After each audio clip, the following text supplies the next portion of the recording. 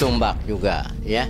Ini adalah budaya, koleksi budaya. Saya tidak menyembah-nyembah pusaka, tapi saya memohon kepada Allah. Oh, ini dari turunan dari leluhur. Ini golok belum pernah saya kasih lihat ke siapapun, ini dari leluhur saya ini. Ini kemungkinan besar 4 generasi ke sebelum saya. 4 generasi? Iya, 4 generasi. Itu yang baru bisa saya lacak sih. Pada dasarnya memang pusakanya tersebut atau bendanya tersebut sudah berenergi. Semakin rentan waktunya panjang, biasanya energinya semakin besar. Gitu, tapi tidak menutup kemungkinan pula juga energinya bisa menjadi kecil.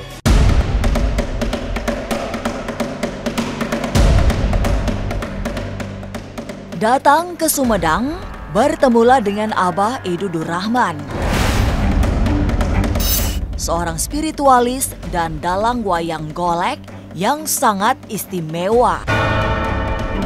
Lihat saja koleksi tombak dan pusaka-pusaka keramat di padepokannya. Semua berusia tua, dikumpulkan dari banyak tempat, terutama dari para leluhurnya.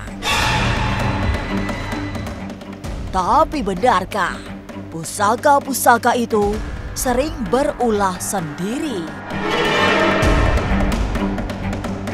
Jangan dulu berlalu, masih akan banyak keganjilan terjadi di sini.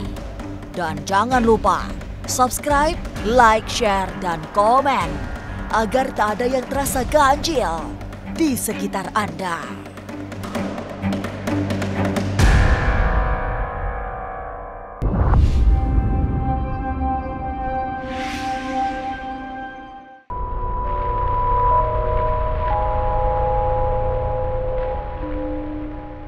Siapa yang tak kenal Abah Idudur Rahman dari Sumedang?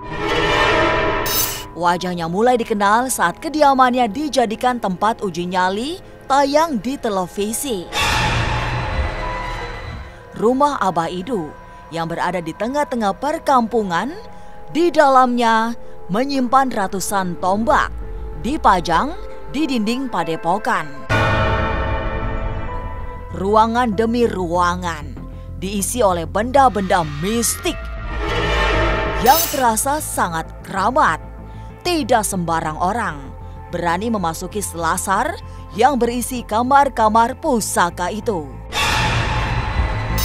Bagi Abah, tombak-tombak yang dikumpulkan dari masa lampau itu adalah bagian dari sejarah perjalanan hidup para leluhurnya. Oke, masuk ruangan yang paling pendek, paling dekat. Ini adalah koleksi budaya tumbak-tumbak. Ini tumbak-tumbak dari zaman nenek moyang. Saya adalah bukan menyembah tumbak, tapi ini adalah koleksi budaya nenek moyang kita. Sejarah dulu, jangan sampai hilang sejarah ya. Jangan sampai hilang. Ini budaya nenek moyang kita. Seperti budaya nyisiran pakai api itu kan budaya. Jangan sampai hilang, itu adalah sejarah. Untuk berita sejarah terhadap anak cucu kita. Ini adalah pusaka-pusaka tumbak ya. Nah, ini masih tumbak juga ya. Ini adalah budaya, koleksi budaya. Saya tidak menyembah-nyembah pusaka, tapi saya memohon kepada Allah. Oh, ini dari turunan dari leluhur ya. Warisan namanya budaya ya.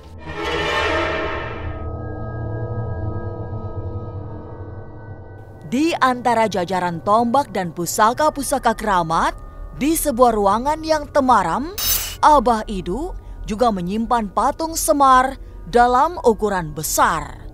Terlihat wingit dan angker. Saat selubung atau selimut yang menutup seluruh badan patung tersebut dibuka. Tidak dibuka secara keseluruhan, melainkan sekedar disingkap kecil untuk menunjukkan wajah Sang Semar. Nah, ini adalah gambar Semar.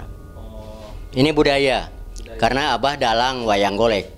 Budaya Semar itu adalah sejarah zaman dulu. Ada wayang purwa, wayang sekarang, ya budaya nenek moyang kita. Ini dapat dari leluhur kita. Ini warisan turun-temurun. Bila mana Abah ngobatin orang, kita memohon kepada Yang Maha Kuasa.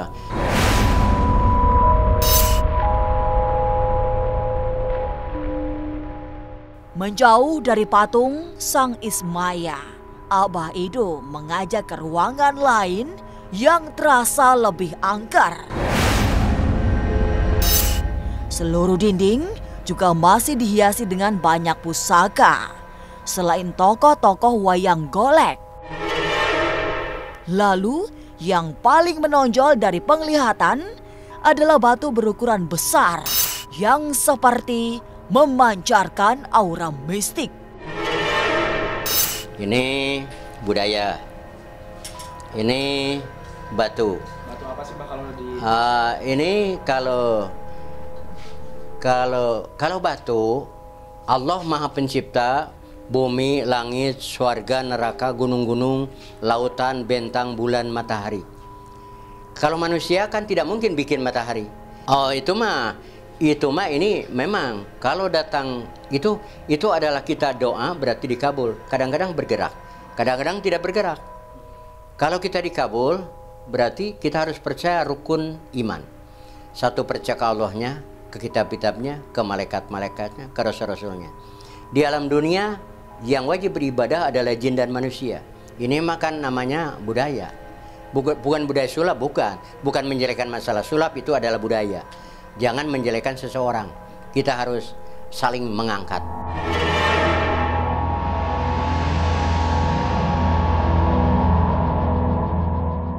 Abah Ido memang tokoh spiritual budaya dari tanah Sunda yang tak biasa.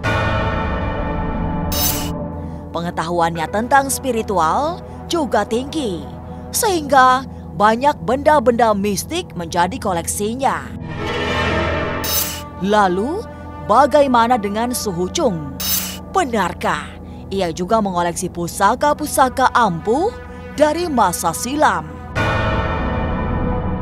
Jangan kemana-mana, tetap subscribe, like, share, dan komen agar tak ada yang terasa ganjil di sekitar Anda.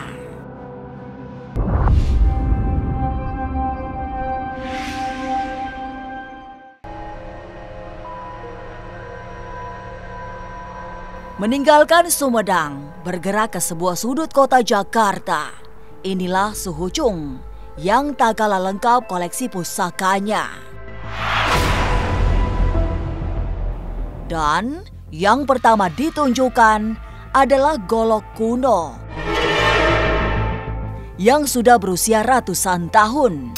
Pusaka dengan aura mistik itu merupakan warisan dari leluhur-leluhurnya dari generasi ke generasi. Golok pusaka tersebut sudah diturunkan hingga 4 generasi. Ini golok belum pernah saya kasih lihat ke siapapun, ini dari leluhur saya ini. Wah, unik itu. Ini kemungkinan besar 4 generasi ke sebelum saya. 4 generasi. Iya, 4 generasi. Itu yang baru bisa saya lacak sih. Begini, kalau untuk kayak golok yang ini, kemungkinan besar faktor bisa berenerginya itu karena dari rentan waktu ya, karena udah beratus-ratus tahun, mungkin puluhan tahun atau ratusan tahun lah. Jadi nggak heran kalau andaikan memang bisa menyimpan sebuah energi kan. Dan juga mungkin leluhur saya pun juga dulunya mungkin mengasmakan kah ataupun mendoakan golok ini kan, gitu, untuk diberikan atau diteruskan ke anak cucunya lah. Oke. Sebenarnya. Selain golok, warisan leluhur yang usianya sudah sangat tua, Suhu Chung juga memiliki kujang yang sangat istimewa. Bukan kujang biasa, tapi berasal dari alam gaib yang diperoleh setelah melakukan ritual berat di tempat keramat milik Eyang Tajimalela, Gunung Lingga, Sumedang. Salah satu pusaka saya nih, ini yang paling menarik, yang kujang yang sebelah kanan, gitu, yang kecil, yang nggak ada pegangannya, nggak ada dedernya atau warangkanya. Nah itu saya dapatkan hasil dari tirakat saya di salah satu gunung di Sumedang. Jadi saya memang sudah berniat untuk tirakat ya, doa ya, gitu di salah satu gunung, Gunung Lingga, di makamnya Eyang Prabu Taji Malela. Itu waktu di atas itu memang udah ada pertandanya gitu, udah ada pertandanya. Tapi saya kan nggak terlalu menghiraukan lah, gitu akan benda-benda seperti itu kan. Ya ternyata munculnya di rumah. Kalau saya mempercaya bahwa barang apapun yang di alam itu bisa saja bukan sebuah ketidakmungkinan adalah barang yang mungkin terpendam kah, atau memang sengaja terpendam kah, atau barang yang memang ya dengan secara tidak sengaja dulunya terpendam gitu di alam mungkin oleh leluhur-leluhur kita ya. Ya mungkin balik lagi kita sebagai anak-anak cucunya, kalau memang udah haknya ya bukan sebuah barang ketidakmungkinan, kita bisa menemukan ya kan. Itu saya mempercayai sekali bahwa pusaka itu ya memang pusaka yang mencari tuannya. Gitu, kalau memang sudah haknya dia akan memunculkan dengan cara seperti gimana pun.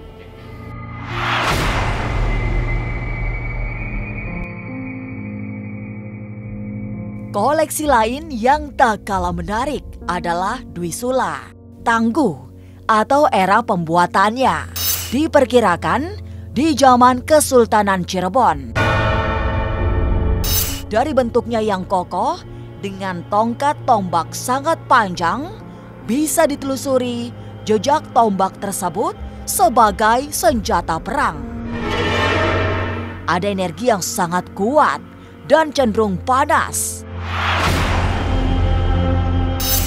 Karena pernah menjadi andalan di medan pertempuran. Oh ini Trisula dan Dwisula.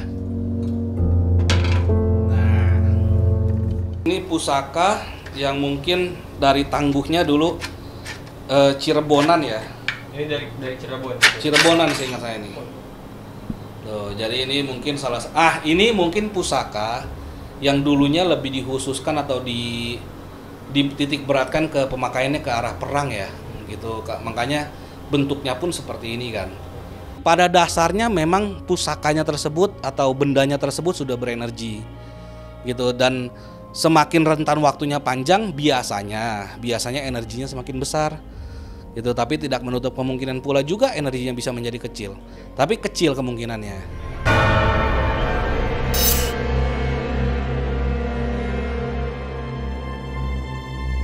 Benda-benda pusaka koleksi Suhujung memang tampak sangat berbeda. Terawat dengan baik serta memancarkan pesona mistik yang kuat. Tapi benarkah setiap pusaka diciptakan dengan memiliki energi yang sudah kuat sejak awal pembuatannya? Jangan kemana-mana. Tetap subscribe, like, share, dan komen agar tak ada yang terasa ganjil di sekitar Anda.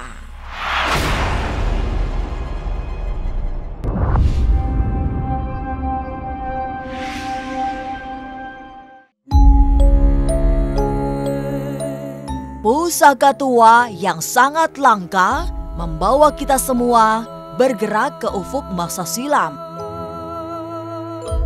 Suhujung memperlihatkan keris dari era Jenggala yang sangat kuno. Kemudian keris era Singasari. Sementara koleksi tua yang juga sangat spesial adalah sebilah pedang yang berasal dari era Singasari. Pedang yang ditengarai sisa prajurit Mongol.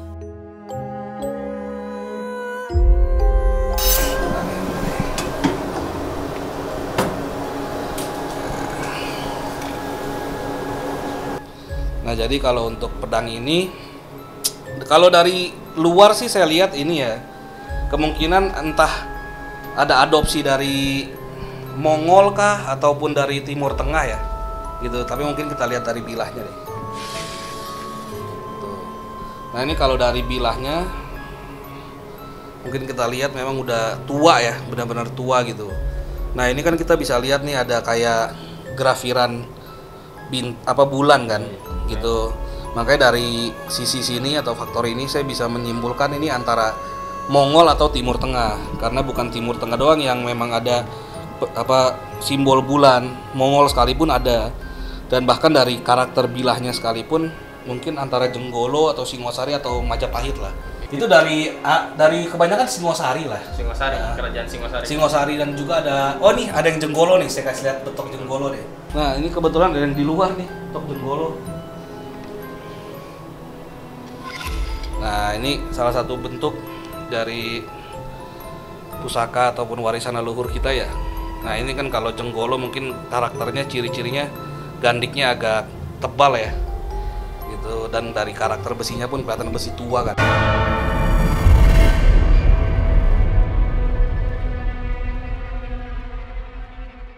Satu lagi koleksi pusaka tua yang diperlihatkan Suhu Chung, bentuknya pedang, bertulis nama pemiliknya yang seperti nama Portugis. Tapi dari tangguhnya atau era pembuatannya seperti pusaka yang dibuat oleh Empu Cirebonan. Selain pedang yang memiliki aura kuat, Suhu Chung juga menunjukkan pusaka berbentuk kudi. Eranya lebih tua karena kudi merupakan cikal bakal pusaka yang kemudian dikenal sebagai kujang. Nah ini salah satu pusaka yang memang kita bisa menjadikan sebuah referensi ya, bahwa di zaman dulu sudah terbentuk adanya sebuah keterikatan antara Portugis dengan Demak gitu, karena kita lihat dari bentukan pedangnya ini seperti Demak atau Cirebonan lah. Tapi yang hebatnya adalah bisa tertata sebuah nama di situ di pedangnya ini. Nah ini kemungkinan besar adalah nama sang pemilik dari pedang ini dulunya. Nah kemungkinan kita bisa simpulkan bahwa mungkin pusaka ini bisa diartikan bahwa sebuah alat untuk mencapai sebuah perdamaian kah, atau sebuah kerjasama kah antara Portugis dengan Demak atau Cirebon. Dulunya sebenarnya sebelum kujang itu namanya kudi.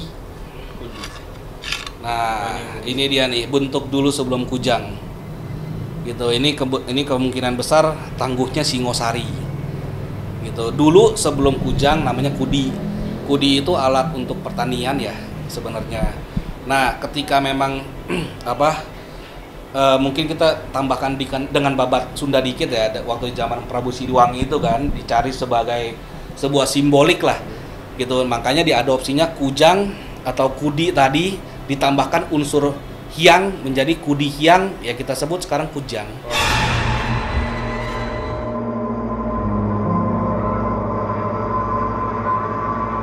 Melintasi sejarah, melewati proses penciptaan yang panjang, penuh ritual, sebilah pusaka memang bukan benda sembarangan. Tapi benarkah setiap pusaka memiliki energi tertentu? Oh ada, justru gini, harus dipahamin dulu tosan aji. Tosan itu bisa diibaratkan menjadi besi. Aji itu kan diajikan atau dimantrakan kan, didoakan kan. Jadi nggak heran kalau andaikan ada doa dan juga pengharapan di dalam sebuah bilah pusaka tersebut gitu. Jadi bagi saya pribadi, hodam itu kan artinya dari bahasa Arab ya, artinya pembantu kan sebenarnya kan. Cuman mau bentuknya seperti apa ya itu kita yang mengkonsepkan sendiri lah. Saya mempercaya bahwa setiap ciptaan Tuhan itu pasti ada manfaatnya, ada faedahnya, ada tuahnya gitu. Tapi entah itu tuah non gaib atau gaib itu nanti kita lihat dari bendanya lagi. Begini yang harus dipahamin bahwa di zaman dulu kan memang sebuah pusaka-pusaka tersebut juga diasmakan ya atau didoakan oleh sang empu kan. Jadi ya memang bukan sebuah ketidakmungkinan bahwa doa tersebut bisa terwujud atau termanifestasi menjadi sebuah energi lah sebenarnya. Dan harus dipahami juga sumber energi dari sebuah pusaka itu sebenarnya ada dua gitu. Sumber energi yang memang berasal dari material pembuatan pusakanya, dan juga yang kedua mungkin energi yang berasal dari doa dari sang empu tadi.